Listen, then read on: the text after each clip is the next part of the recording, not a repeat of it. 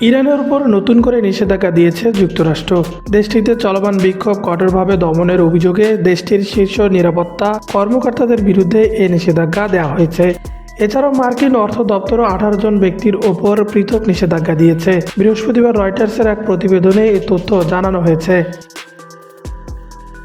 মার্কিন ট্রেজারি বিভাগের বিবৃতিতে বলা হয়, নিষেধাজ্ঞার আওতায় আনা কর্মকর্তাদের মধ্যে রয়েছে ইরানের সুপ্রিম ন্যাশনাল সিকিউরিটি কাউন্সিলের secretary, Islamic revolutionary guard corps IRGC এবং আইনশৃঙ্খলা বাহিনীর শীর্ষ কমান্ডাররা।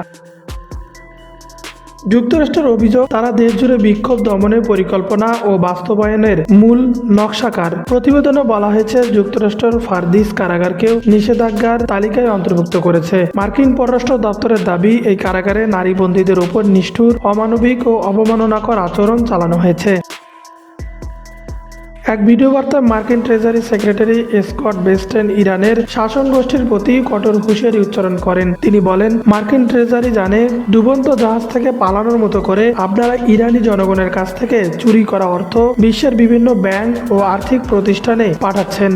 নিশ্চিত থাকুন, আমরা আপনাদের অর্থের গতিপথ অনুসরণ করব। তিনি বলেন, প্রেসিডেন্ট ডোনাল্ড ট্রাম্পের বার্তা স্পষ্ট, সহিংসতা বন্ধ করুন এবং ইরানের জনগণের পাশে দাঁড়ান। স্কট বেস্টেন বলেন, স্বাধীনতা ও ন্যায়ের দাবিতে ইরানি জনগণের পাশে যুক্তরাষ্ট্র দৃঢ়ভাবে দাঁড়িয়ে আছে। মানবাধিকার লঙ্ঘনের সঙ্গে জড়িতদের বিরুদ্ধে ব্যবস্থা নিতে ট্রেজারি ডিপার্টমেন্ট তার হাতে থাকা সব ধরনের উপায় ব্যবহার করবে।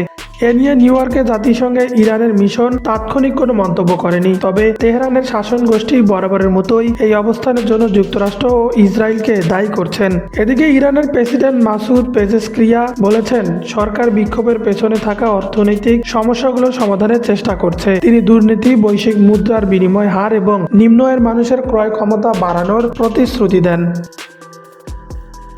মার্কিন অর্থ দপ্তর পৃথক এক নিষেধাজ্ঞায় 18 জনের কথা উল্লেখ করেছে। তাদের বিরুদ্ধে নিষেধাজ্ঞার আওতায় থাকা ইরানি আর্থিক প্রতিষ্ঠানগুলোর ছায়া ব্যাংকিং নেটওয়ার্কের অংশ হিসাবে কাজের অভিযোগ করা হয়েছে। ইরানের পেট্রোলিয়াম ও পেট্রোকেমিক্যাল পণ্য বিক্রির অর্থ পাচারে জড়িত ছিলেন তারা।